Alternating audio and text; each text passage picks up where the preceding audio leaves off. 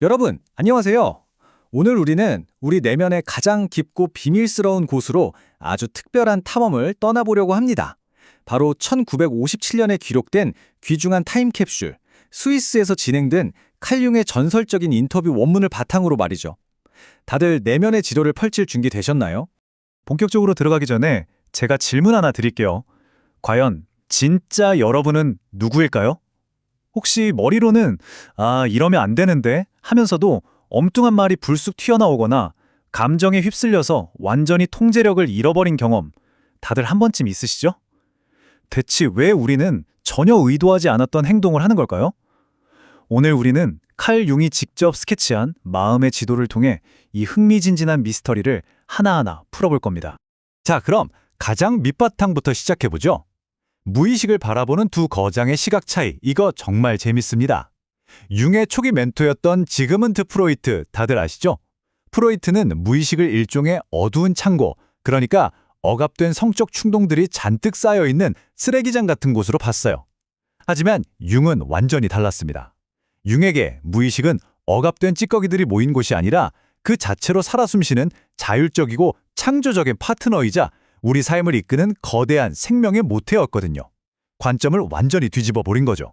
오늘 우리가 함께 살펴볼 마음의 지도입니다. 첫 번째로 프로이트와의 결별 과정을 살펴보고요. 그 다음 자아, 페르소나, 자기. 세 번째로 심리 유형의 매핑. 네 번째 집단 무의식. 그리고 마지막으로 동시성과 전인적 치유까지. 얕은 수면에서 출발해 아주 깊은 심연까지 쭉 내려가 보겠습니다. 자, 첫 번째 섹션입니다. 1장, 프로이트와의 결별, 자율적 무의식이죠. 융이 정신과 의사로서 막 첫 발을 내디디며 초기 정신분석학의 한계를 시험하던 바로 그 뜨거운 시점으로 가봅니다. 1900년대로 거슬러 올라가면요. 융은 단어 연상 실험을 하다가 아주 기막힌 사실을 발견하게 됩니다. 환자들에게 특정 단어를 들려주고 반응을 보는데 유독 어떤 단어에서 멈칫하거나 완전 엉뚱한 대답이 튀어나오는 거예요. 융은 딱 깨달은 거죠. 우리 마음속에 숨겨진 어떤 콤플렉스라는 녀석들이 있어서 우리가 말하고 기억하는 걸 자기들 멋대로 방해하고 있구나 하고요. 이거 한번 상상해 보세요. 엄숙한 장례식장에 가서 유족을 위로해야 하는데 입에서 갑자기 축하합니다 라는 말이 튀어나온다면 어떨까요? 진짜 끔찍하죠. 융은 바로 이런 말실수가 아주 좋은 예라고 말합니다. 무의식이 우리의 의지랑은 아무 상관없이 완전히 자율적으로 움직인다는 거예요. 내 입인데 내 말을 끊어먹고 무의식 자기가 진짜 하고 싶은 말을 냅다 던져버리는 겁니다. 그래서 융은 프로이트가 말한 리비도의 개념을 훨씬 더 크게 확장합니다. 산꼭대기에서 아래로 시원하게 쏟아져 내리는 폭포수를 한번 떠올려 보세요. 융에게 리비도는 단순히 성적인 충동에 갇혀 있는 게 아니라 높은 곳에서 낮은 곳으로 흐르며 균형을 맞추려는 보편적인 정신적 에너지 그 자체였습니다. 이 에너지는 성욕뿐만 아니라 권력, 식욕, 예술적 영감, 심지어 종교적인 경험까지 우리 생명의 모든 활동으로 흘러들어가는 거대한 생명력인 셈이죠. 그럼 이 에너지가 우리가 매일 쓰는 사회적 가면과 어떻게 연결될까요? 두 번째 섹션, 2장, 자아, 페르소나, 그리고 자기라는 정체성의 층위로 넘어가 보겠습니다. 우리가 흔히 말하는 사회적 가면, 즉 페르소나입니다. 융은 여기서 의사나 목사님을 예로 들어요. 의사 선생님은 병실에서 환자가 기대하는 아주 점잖고 전문적인 태도를 보여줘야 하잖아요. 목사님도 사회가 기대하는 경건한 모습을 유지해야 하고요. 이 페르소나는 사회가 우리한테 요구하는 것과 나 자신의 개인적인 바람이 적당히 타협해서 만들어낸 꽤 복잡한 행동 시스템입니다. 그런데 여기서 융은 자아, 그러니까 에고와 자기, 셀프를 아주 명확하게 갈라놓습니다. 에고는 우리가 평소에 의식적으로 이게 나야 라고 느끼는 아주 작은 부분일 뿐이에요. 반면에 셀프는 우리가 전혀 모르는 거대한 무의식까지 전부 다 끌어안고 있는 나의 전체 인격입니다. 우리가 스스로 알고 있는 내 모습은 진짜 빙산의 일각도 안 된다는 얘기죠. 문제는 여기서 생깁니다. 융은 아주 강력하게 경고해요. 밖에서 쓰는 그 공적인 가면, 페르소나가 진짜 나라고 철석같이 믿어버리면 어떻게 될까요? 바로 지킬 앤 하이드 같은 무시무시한 해리 현상이 일어나는 겁니다. 밖에서는 완벽하고 멋진 사람인데 집에만 오면 완전히 딴 사람이 되어서 분노를 터뜨리거나 깊은 내적 갈등에 시달리게 되는 거죠. 심각한 신경증으로 이어지는 아주 위험한 상태입니다. 자, 이제 세 번째 섹션입니다. 3장. 심리 유형의 매핑. 우리가 세상을 어떻게 경험하는지 알려주는 내면의 나침반을 살펴볼 차례네요. 화면에 보이시는 것처럼 융은 우리가 세상을 파악하는 4가지 주요 기능을 제시했어요. 무언가가 있다는 사실 그 자체를 아는 감각, 그게 도대체 무엇인지 논리적으로 파악하는 사고, 그게 나에게 어떤 가치가 있는지 판단하는 감정, 그리고 이게 앞으로 어디로 흘러갈지 직감적으로 아는 직관입니다. 그리고 이 4가지 기능은 우리의 에너지가 밖으로 향하는 외향성이냐 아니면 안으로 향하는 내향성이냐에 따라 또다시 다양하게 나뉘게 됩니다. 이해를 돕기 위해 아주 재미있는 일화 하나 들려드릴게요. 감각 중심인 남자와 직관 중심인 여자가 배를 타고 가다가 물새 한 마리가 잠수하는 걸 보고 내기를 했어요. 저 새가 어디서 다시 떠오를까 하고요. 논리적으로 생각해보면 평소 현실을 세밀하고 날카롭게 관찰하는 감각 타입의 남자가 이겨야 할 것 같잖아요. 그런데 웬걸요, 결과는 직관 타입 여자의 완승이었습니다. 왜냐하면 직관이라는 건 의식적인 관찰로 계산하는 게 아니라 무의식의 연결고리를 통해서 그 담을 말 그대로 순식간에 감지해버리기 때문이죠. 이 직관이 내향적으로 발현되면 정말 엄청납니다. 융이 만났던 한 젊은 여성 환자 이야기인데요. 이 환자가 자꾸 자기 뱃속에 또아리를 튼 검은 뱀이 있다고 호소하는 거예요. 진짜 물리적인 뱀을 먹었다는 게 아니라 자신의 내면 아주 깊은 곳에서 꿈틀거리는 기이하고 압도적인 이미지를 직관적으로 보고 있었던 겁니다. 남들이 들으면 미쳤다고 하겠지만 이 내향적 직관 타입의 환자에게는 그 내면의 환영이 너무나 생생하고 압도적인 현신이었던 거죠.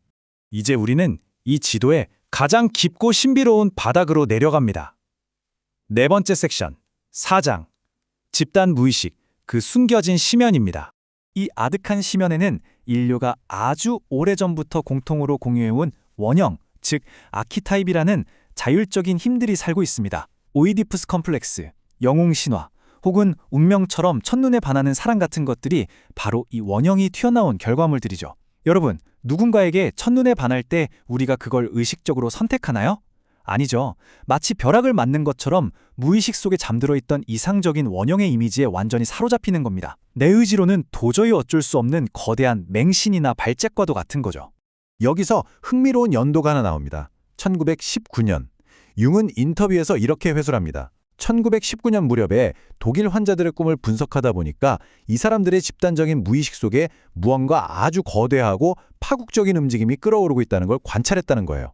융은 개인 환자들의 꿈속에 나타나는 집단적인 원형의 이미지들을 객관적으로 관찰함으로써 그 끔찍했던 나치즘의 대도를 수십 년 전에 이미 짚어낼 수 있었습니다. 꿈이 시대의 무의식을 비춰주는 거울이었던 셈이죠. 하지만 우리 정신은 그 엄청난 혼돈 속에서도 어떻게든 질서를 찾으려는 원형을 가지고 있습니다. 그게 바로 만달라입니다.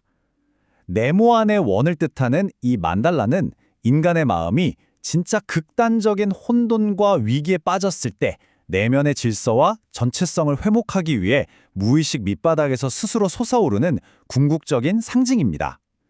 의식이 산산조각 날 것 같은 위기의 순간에 우리 정신 스스로가 치유할 해독제를 만들어내는 경이로운 과정인 거죠.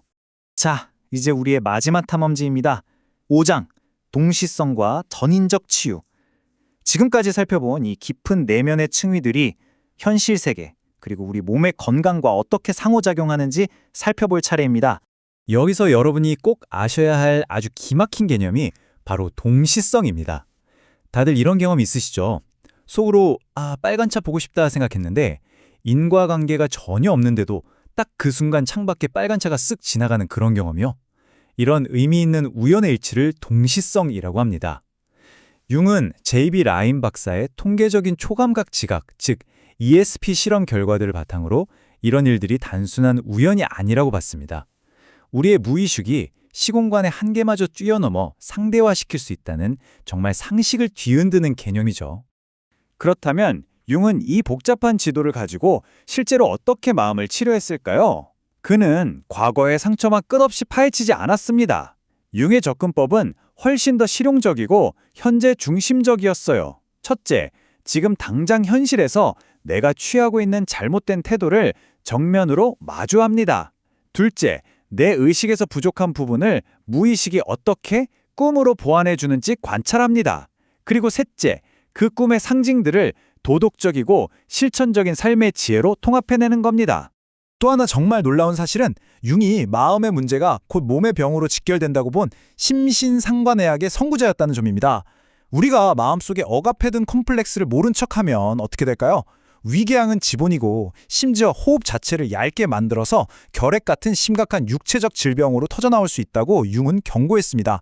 내 안에 무의식이 치는 비상벨을 계속 무시하면 결국 내 몸이 대신 그 무거운 대가를 치르게 된다는 거죠.